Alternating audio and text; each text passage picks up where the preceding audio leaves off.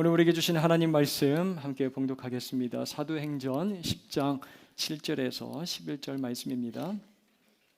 사도행전 10장 7절에서 11절 말씀, 제가 가지고 있는 성경 신약 204페이지에 있습니다. 살아계신 하나님 말씀을 봉독합니다. 마침 말하던 천사가 떠나매 고넬료가 집안 하인 둘과 부하 가운데 경건한 사람 하나를 불러 이 일을 다 이루고 요바로 보내니라.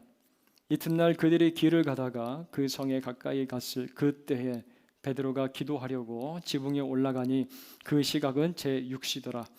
그가 시장하여 먹고자 하매 사람들이 준비할 때 황홀한 중에 하늘이 열리며 한 그릇이 내려오는 것을 보니 큰 보자기 같고 내 귀를 메어 땅에 들이웠더라. 아멘. 여러분, 여름 휴가들 잘 다녀오셨습니까? 얼굴이 조금 검해지신 분들은 휴가를 다녀오신 분들이고, 여전히 이제 하얀 분들도 계시는데요. 사진을 보면 이런 곳에서 좀 마음 평안하게 좀 지냈으면 얼마나 좋을까. 이렇게 좋은 곳에서 좀 시간을 보내면 얼마나 좋을까라는 생각이 다들 드시죠. 베드로가 있는 곳의 오늘날의 모습입니다. 이곳이 2000년 전에 베드로 모처럼의 여유를 가지고 바닷가에서 불어오는 시원한 바람을 즐기고 있습니다. 그리고 얼마 전 있었던 예수님을 따라서 선포를 했을 때 일어났던 그 놀라운 기적을 떠올려 봅니다. 다비다 쿰이라고 했을 때 죽었던 다비다가 일어나 자기를 바라봤던 그 초롱초롱한 눈빛이 아직까지도 잊혀지질 않아요. 예루살렘을 떠나서 룻다에서 중풍병자를 일으키고 또 부름을 받아서 요바까지 오게 된 베드로, 이 43절 말씀을 가서 보니까 이 요바에서 여러 날 있었다라고 그렇게 되어 있습니다. 드라마틱한 시간을 보낸 베드로, 이제 하나님께서는 날 통해서 어떠한 계획을 이루실까? 또 하나님은 어떠한 기적을 통해서 나와 내 주위에 있는 사람들을 놀래키실까? 이제 날 어디로 보내실까? 기대하는 마음으로 요바 언덕에서 불어오는 바람을 맞으면서 시간을 보내고 있었을 거예요.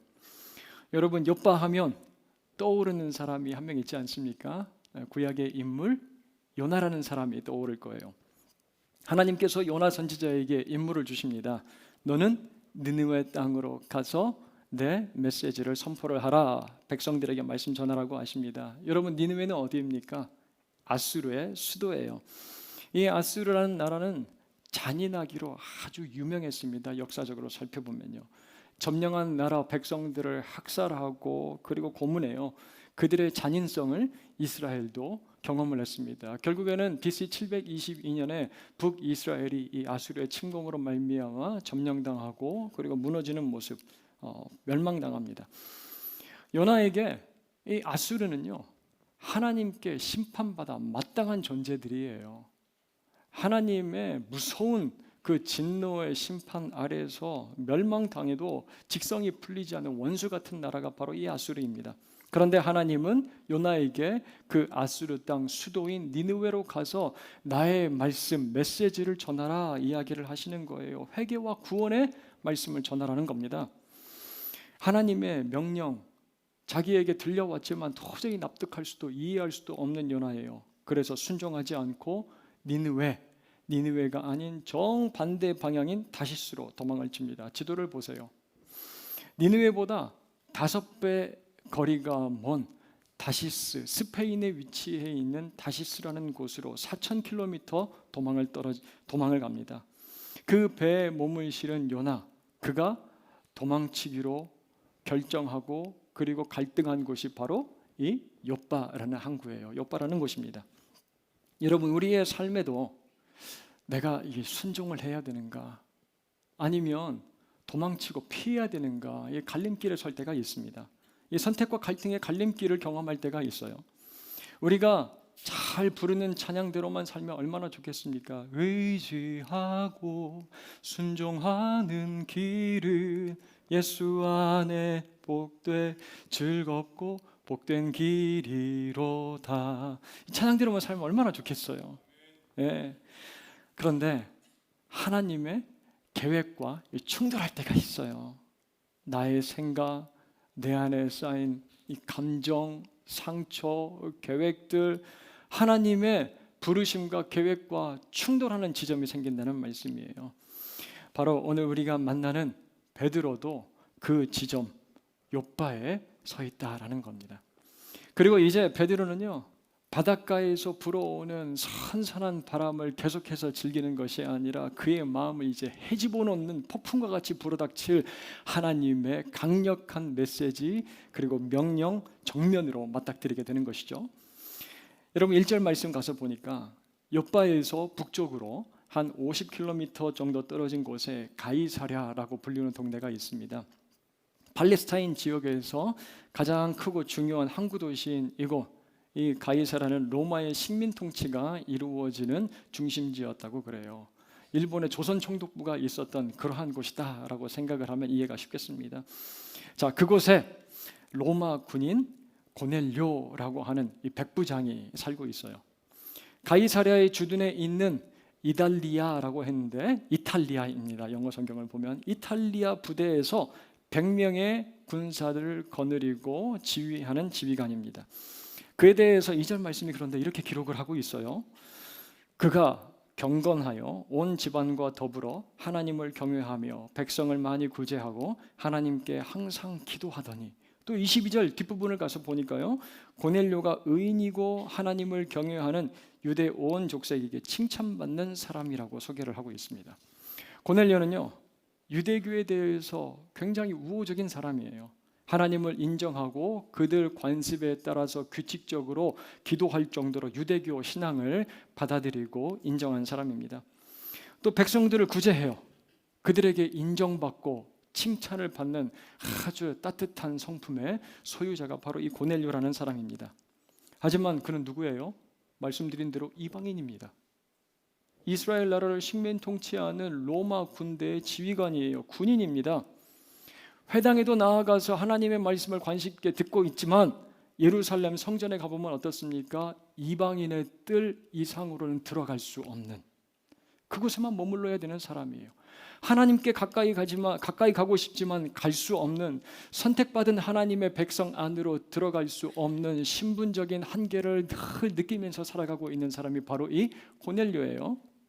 그런데 3절 말씀 가서 보니까 그날도 항상 그랬던 것처럼 하나님 앞에 올라가서 기도합니다. 오후 3시쯤이에요. 그런데 기이한 일을 경험하죠. 천사가 환상 가운데 나타나서 이런 말을 합니다. 4절이에요. 고넬료가 주목하여 보고 두려워 이르되 주여 무슨 일이니까? 천사가 이르되 내 기도와 구제가 하나님 앞에 상달되어 기억하신 바가 되었으니. 자, 이 대목을 우리가 읽다 보면 잘 아는 한자 성어가 생각이 납니다. 뭡니까? 하늘은 스스로 돕는 자를 돕는다. 진인사 대천명. 그게 이제 딱 생각이 나요. 야, 그래, 고넬료 정말 열심히 구제를 하고 기도를 하더니 하나님께서 그를 특별 대우하시는구나, 이렇게 생각을 할 수가 있습니다. 하지만 여러분, 이 4절에서 하나님 앞에 상달되어 기억하신 바가 되었다라는 진짜 의미는 이거예요. 하나님께서 고넬료의 기도 그리고 그의 섬김과 제사를 인정하시고 받으신다라는 거예요.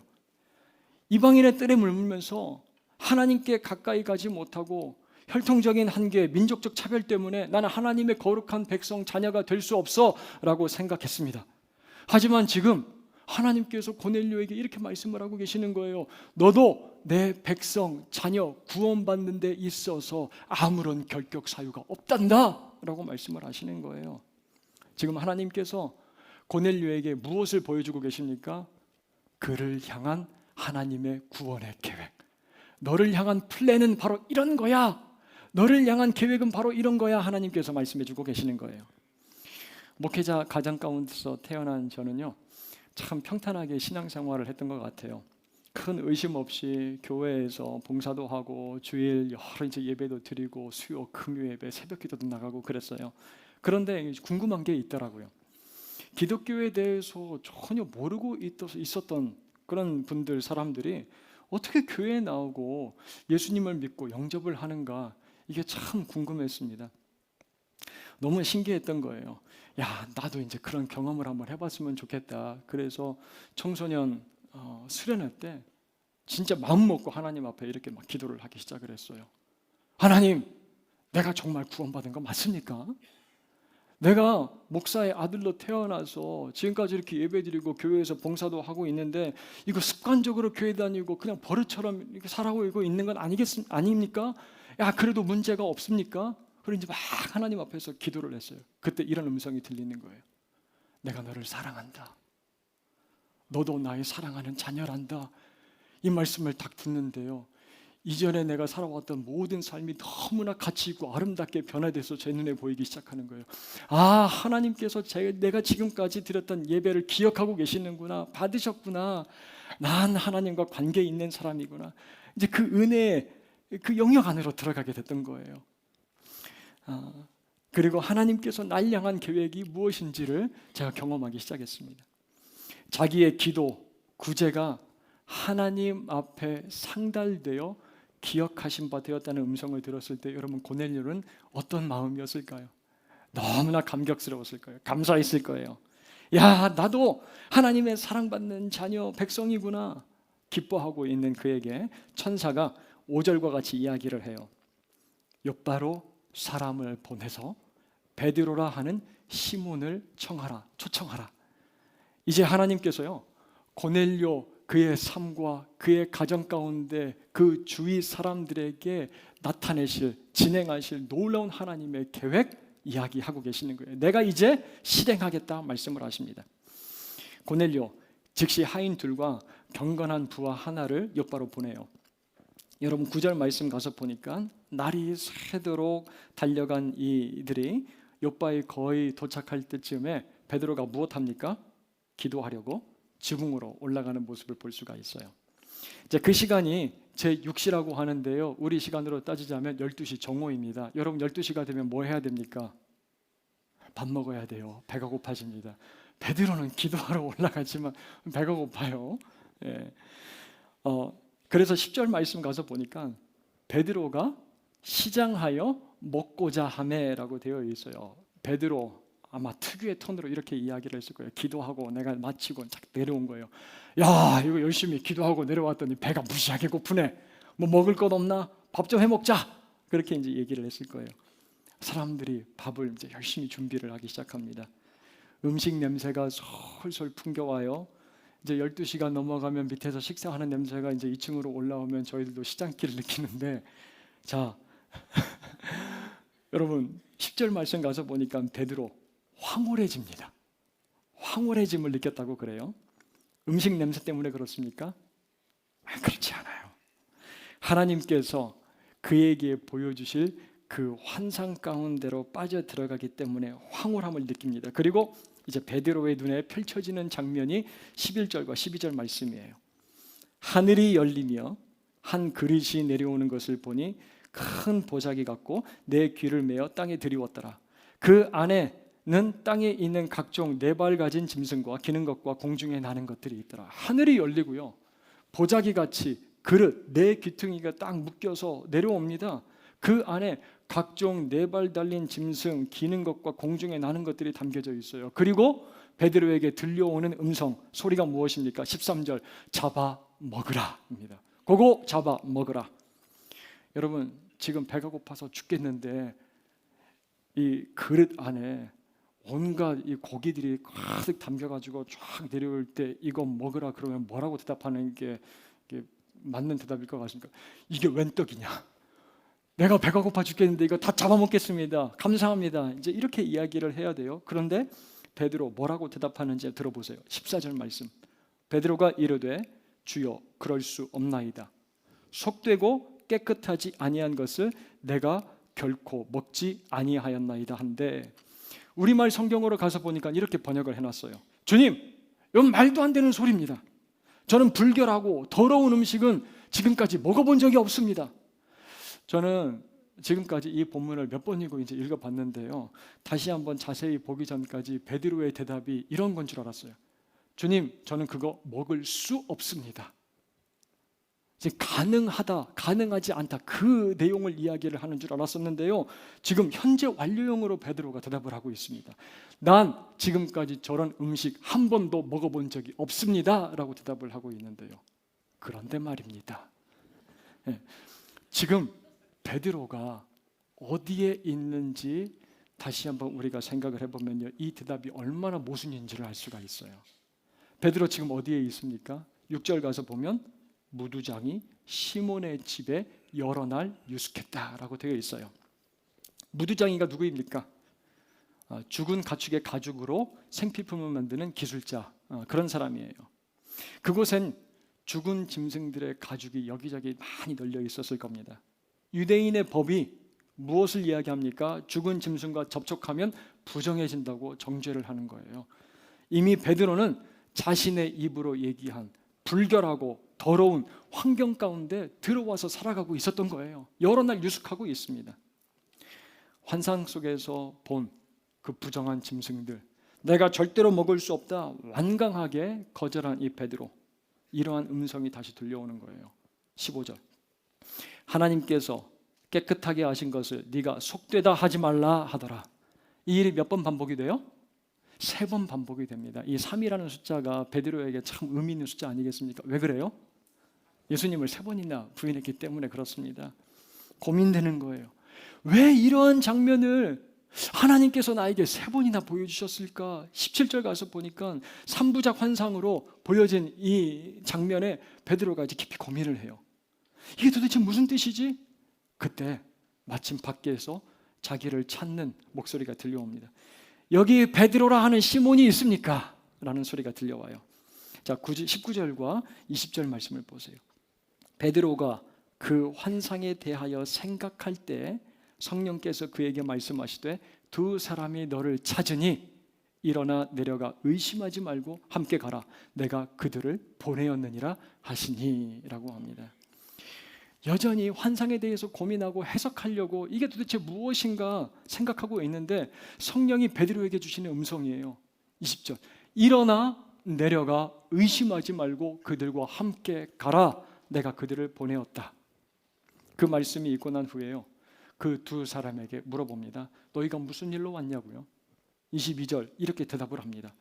그들이 대답하되 백부장 고넬료는 의인이요 하나님을 경외하는 사람이라 유대 온 족속이 칭찬하더니 그가 거룩한 천사의 지시를 받아 당신을 그 집으로 청하여 말을 들으려 하느니라 한데, 여러분, 하나님이 보여주신 환상을 생각하면서 이 말을 들었을 때 베드로 마음 가운데 충격을 받았을 거예요. 아, 내가 하나님 앞에서 편식쟁이였구나, 편식하고 있었구나라는 생각이 들었을 겁니다. 하나님이 깨끗하다고 하신 것 내가 더럽다고, 불결하다고, 내가 그거 가까이 할 수 없다라고 그렇게 대답을 했구나 깨닫게 됩니다. 여러분, 어떤 음식을 이제 기피하고 가리는 그러한 이제 성향이 있으면요, 이제 자라나서도 그 음식 잘 못 먹는 모습을 이제 보게 되더라고요. 극복하기가 웬만해서 쉽지가 않습니다. 당근이나 이 파를 못 먹는 아이가 볶음밥을 해가지고 그 안에 잘게 이제 당근이랑 파를 썰었는데 그거 하나하나 전부 딱 골라내는 모습을 보면서 야, 집요하다. 어떻게 그거 다 골라내고 먹을까? 그런 생각 깜짝 놀랐어요. 저는요, 아무거나 정말 잘 먹습니다. 건강한 사람이에요. 그래서 저희 동료 목사님들은 저 목사님은 아프리카 오지로 보내도 살 수 있는 사람이다. 자, 선교사가 체질이야. 막 그렇게 얘기도 하고 그래요. 그러다 보니까 제가 목회하면서 아내에게 한번 좀 뭐라고 한 적이 있어요. 비린내 난다고 이게 생선을 못 먹었습니다. 당연히 맛있는 회도 못 먹는 거예요. 그래서 아니, 성도님들이 정성껏 마음을 다해서 대접을 해주시는데 그거 못 먹는다고 거절을 하면 얼마나 민망하냐, 실망하겠느냐. 우리 선배 목사님들은 예전에 신방 다니시면서 하루에 커피를 10잔을 마셨다는 이야기도 내가 듣는데, 그 선교적 마인드로 정신 차리고 희생하는 마음으로 그렇게 우리가 생선을 먹어야 되지 않겠느냐, 막 제가 얘기를 했어요. 제 기억은 잘 안 나는데 제가 아마 이렇게 인용도 했던 거, 내가 맛있다 하는 것을 네가 맛없다 하지 말라. 그런 일이 있고 나서 성도님은 이제 신방을 하는데요. 성도님 신방을 마치고 저희들을 초대를 하셨는데 횟집으로 부르신 거예요. 큰일 났다. 이거 어떻게 하나? 이거 거절하면 큰일 날 텐데. 그런데 그 식사하는 자리에서 아내가 어떻게 하나 봤는데 회를 막 먹는 거예요. 그래서 깜짝 놀라서 신방을 다 마치고 이제 식사를 마치고 한번 물어봤습니다. 어떻게 먹었어요? 초장에 발라서 삼켰어요. 그러고 나서 저 연습을 하는 거예요. 어떻게 회를 먹어야 되는지, 생선을 먹어야 되는지 연습을 하더니 얼마 전에는요, 세내시장 지나가다가 회가 맛있게 보인다고 그 회를 사다가 저한테 막 먹어보라고 그러는 거예요. 여러분, 달라졌어요. 네. 환상을 보고 달라진 게 아니라 아마 이제 사명감 때문에 달라진 것 같아요. 잘 먹습니다. 여러분, 베드로에게 하나님이 주신 환상이 없었다면요, 그는 거절했을 거예요. 이방인 로마의 백부장 고넬료의 집으로 가라고? 저는 못하겠습니다. 그럴 수 없습니다. 저는 그를 소화할 그런 사람이 아닙니다. 그는 불결해서 다가갈 수가 없는 사람이에요. 하지만 베드로가 3번이나 들은 소리가 있잖아요. 하나님께서 깨끗하게 하신 것을 네가 속되다 하지 말라. 오늘 말씀을 읽다 보면요, 우리가 아주 특이한 점을 발견하게 되는데, 베드로를 부를 때요, 그냥 베드로라고 부르지 않고 5절, 18절, 32절 말씀을 가서 보니까 베드로라 하는 시몬으로 반복해서 그를 부르고 있음을 볼 수가 있어요. 여러분, 지금 시몬이라고 불리우는 베드로가 있는 곳이 어디입니까? 무두장이 누구의 집? 시몬의 집이에요. 죽은 짐승 그 가죽을 가공하는 사람 시몬의 집에 있어요. 이름이 같은 사람이 한 공간 안에 있습니다. 무두장의 시몬과 예수의 제자 시몬 베드로가 같은 집에 살고 있어요. 무두장이 시몬이 죽은 동물의 가죽을 만지듯이 이제 베드로도 자기가 불결해하고 꺼려하고 다가갈 수 없다라고 이야기하는 고넬료에게 가서 그의 영혼을 만져야 되는 사람인 거예요. 부정하다는 율법의 한계를 뚫고 고넬료에게 가야 되는 사람이 누구입니까? 시몬이에요. 그리고 마태복음 16장 15절, 너희는 나를 누구라 하느냐라고 예수님께서 물어보셨을 때 주는 그리스도시요 살아계신 하나님의 아들입니다 라고 대답했던 사람이 누구입니까? 베드로예요. 네가 그 고백을 했으니 그 고백 위에 내 교회를 세우겠다 해서 예수님께서 베드로, 반석이라는 이름도 지어주시죠. 그때 뭐라고 베드로를 부르시는지 아십니까? 바요나 시모나, 그렇게 부르세요. 바요나 시모나. 바요나는요, 여러분, 요나의 아들이라는 뜻이에요. 시몬이 누구의 아들이라는 말입니까? 요나의 아들이라는 거예요. 바로 지금 베드로가 있는 이 요빠라는 항구에서 난 도저히 니느웨로 갈 수 없습니다. 그래서 다시스로 도망친 그 선지자 요나와 똑같은 이름을 가지고 있는 사람이 바로 베드로의 아빠라는 사실이에요. 하지만 베드로, 바요나 시몬, 그는 이제 어떻게 합니까? 도망치지 않아요. 불결하다고 부정하다고 편식하지도 않아요. 23절 말씀을 보세요. 베드로가 불러들여 유숙하게 하니라. 이튿날 일어나 그들과 함께 갈새 요빠에서 온 어떤 형제들도 함께 가니라. 그리스도인으로 살아가면서 목회를 하면서요, 저도 요빠 그리고 무두장이 시몬의 집과 같은 상황들을 경험할 때가 있어요. 주님, 과연 내가 저곳에 가야 되겠습니까? 주님, 제가 저 사람을 만나야 되겠습니까? 말씀을 전한다고 과연 변화가 되겠습니까? 힘들게 제자 훈련을 하고 그리고 순모임 모르는 사람들에게 내가 다가간다고 해서 그 사람들에게 변화가 일어나겠습니까? 새로운 일이 생기겠습니까? 하지만 그때마다 우리가 꼭 보고 들어야 되는 환상과 음성이 있다는 말씀이에요. 무엇입니까? 오늘 베드로가 듣고 본 환상과 음성. 내가 깨끗하게 한 것을 네가 더럽다, 안 된다, 가망 없다, 함부로 포기하지 말아라 라는 그 주님의 음성이에요. 나에게 소망이 있는데 너는 왜 소망이 없다고 얘기를 하니? 왜 절망적이라고 얘기를 하니? 왜 더럽다고 이야기를 하니? 그렇게 얘기하지 마. 어제 저녁 말씀을 준비하면서 다시 한번 기도하게 됐어요. 하나님께서 포기하지 않으시고 정죄하지 않으셨는데 제가 베드로처럼 섣불리 판단하고 그리고 판단해버리고 결정했던 내 삶에 그러한 고넬료와 같은 영역이 있었습니까? 주님, 사람이 있었습니까? 저건 속되고 깨끗하지 않잖아요. 내가 다가갈 수 없습니다. 소화할 수가 없어요. 영적으로 편식했던 상황들 혹시 사람들이 있습니까? 하나님 앞에 깊이 회개하면서 그러한 사람과 상황들을 주님 앞에 올려드리면서 다시 기도했어요. 주님 용서해 주세요라고. 여러분, 베드로 언제 환상을 봅니까? 12시 기도하러 지붕 위로 올라갈 때, 그리고 배고플 때예요. 여러분, 주린 마음과 갈급한 심령으로 하나님 앞에 올라가 기도할 수 있게 되기를 주님의 이름으로 도전하며 축복합니다. 하나님, 오늘 말씀 이 베드로의 환상이 내 환상이 되게 하여 주시옵소서. 그래서 욥바에서 도망치지 않게 하시고 무두장이 시몬의 집에서 편식하지 않게 하시고 가이사랴로 올라가서 내가 만나야 될 고넬료를 찾아 그에게 다가가게 하여 주시옵소서. 그렇게 기도하며 하나님의 계획 안으로 담대하게 뛰어들어갈 수 있는 저와 여러분들, 우리 모든 새안의 믿음의 지체들 되길 주님의 이름으로 축원합니다.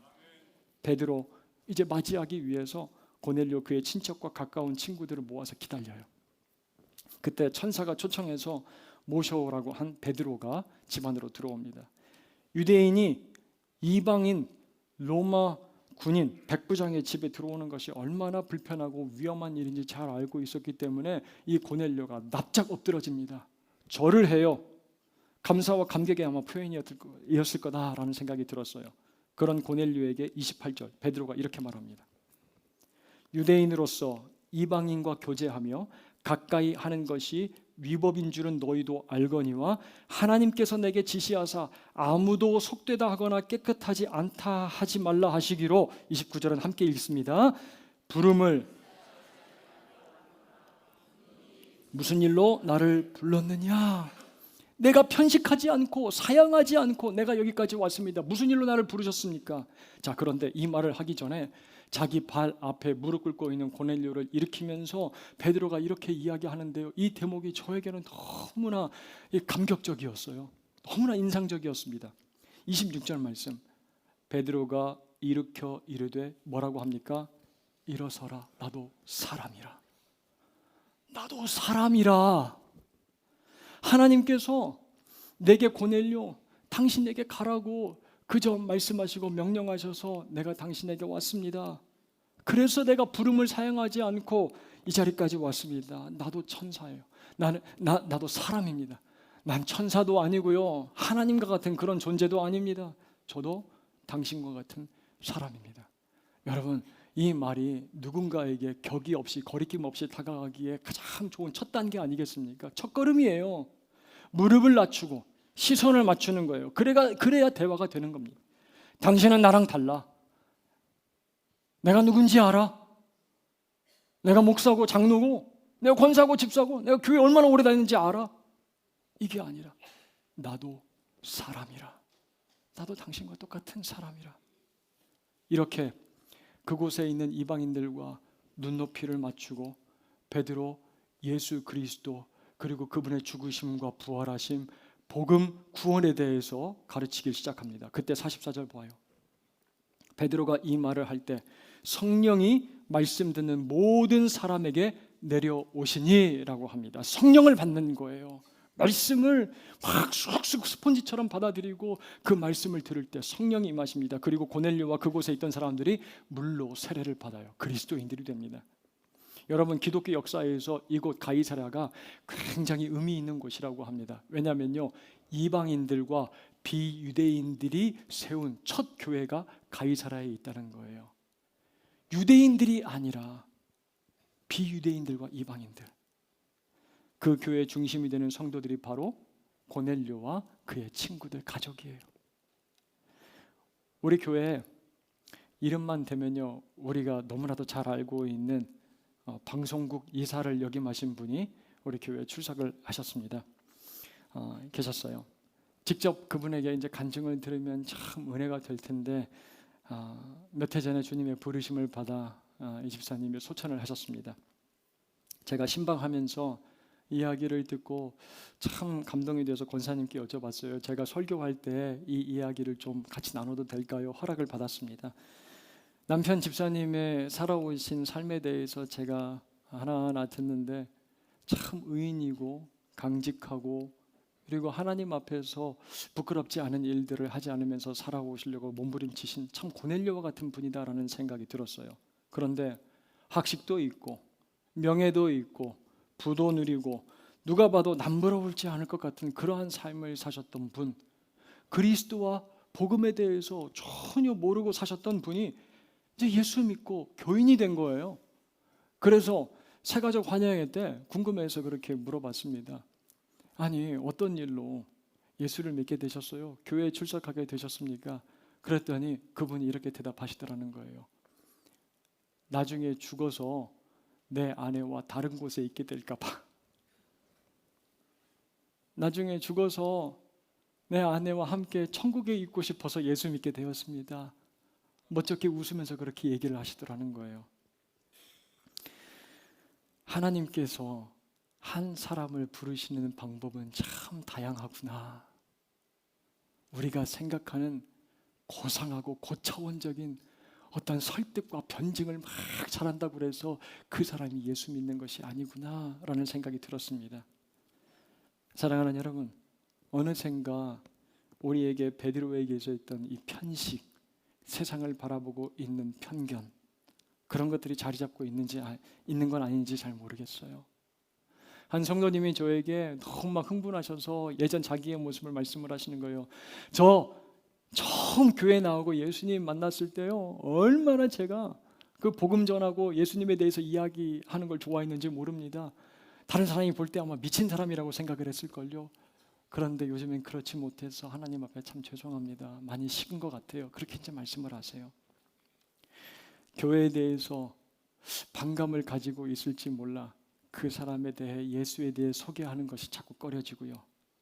내가 괜히 이거 기독교인이라는 거 알렸다가 그 사람이랑 관계가 불편해지는 건 아닌가 움츠려들고, 오히려 예수와 복음에 손해를 끼치는 건 아닐까라는 생각 때문에 꺼려집니다. 또 저 사람은 뭐 부족한 게 있어야 예수를 이야기를 하지, 좀 힘들고 어려운 점이 조금이라도 보여야 예수님을 좀 이야기할 것 아니야, 섣불리 판단해 버립니다.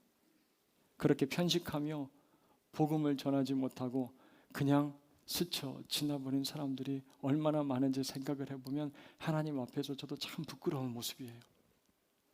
이준석 선교사님이라는 분이 계십니다. 무속인 가정에서 태어났어요. 하지만 예수를 믿고 찬양 사역자가 됩니다. 하지만 힘들고 고달파서 꿈을 다 내려놓고 도망치듯 간 곳이 가깝고도 먼 나라, 우리가 썩 좋아하지 않는 일본이었다고 그래요.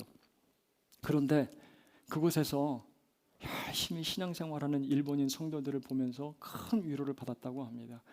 나는 이 무속인 가정에서 태어나서 얼마나 많은 핍박과 고통을 받고 살았는데, 그래서 결혼도 혼자서 다 알아서 스스로 했다고 그래요. 내 삶만 너무나도 불행하고 예수 믿고 살아가는 삶이 왜 이렇게 힘들고 어려운가, 그렇게 탄식했는데 일본에서 예수 믿고 살아가는 그리스도인들을 보니까 비일비재하더라는 거예요. 너무나 당연하게 자기의 삶의 모든 것들을 내려놓고 포기하고 예수를 따라가는 그런 삶을 살더란 말이에요. 그래서 그들에 대한 편견이 사라졌다고 그래요.